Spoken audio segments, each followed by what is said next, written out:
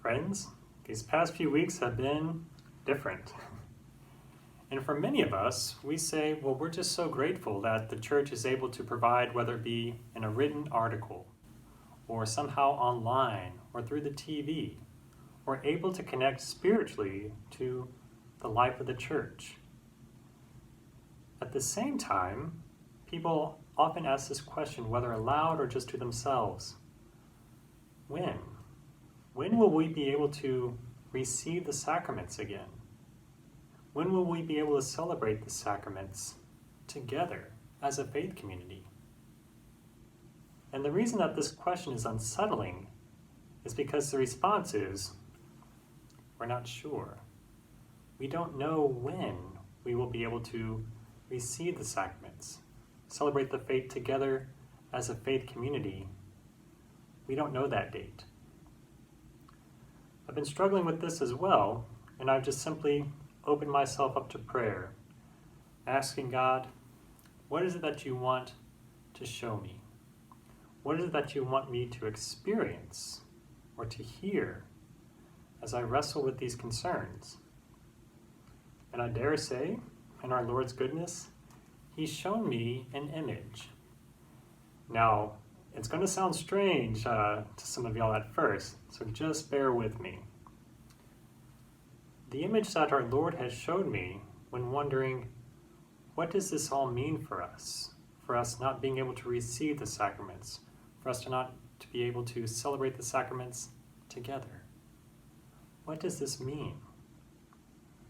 Our Lord showed me the image of St. Francis of Assisi on his deathbed. Many of us know from the life of St. Francis that prior to his death, he received a very special blessing. And that blessing was receiving the wounds of Christ crucified on his hands, on his feet, and on his side. Additionally, if you read the biography of St. Francis from Thomas of Celano, Thomas writes that Francis's skin turned quite pale. And I'm not completely sure if it was in Thomas's understanding of being poetic and theological, but when we think of someone with that type of pale skin, it harkens to the same coloration as the host at Eucharist, because it typically is quite pale. And so we see this juxtaposition of his flesh being pale and his blood being fresh. And we start to realize,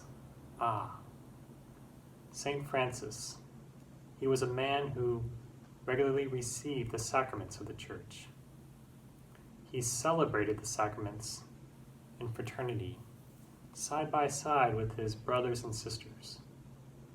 So it only makes sense that this man who celebrated and received the sacraments, he himself lived a sacramental life. He lived his sacramental life during the course of his life, frolicking around Italy, and he even lived the sacramental life in his death. It's a very beautiful image. And I think it's one that bears reflection for ourselves, because all of us have received the sacraments, and we yearn to be back with them. But what are we supposed to do? That's what we're asking ourselves. What are we supposed to do during this time when we're not able to receive and celebrate the sacraments together? Well, my friends, I believe our Lord is calling us to live that sacramental life still, even when we're unable to receive those sacraments.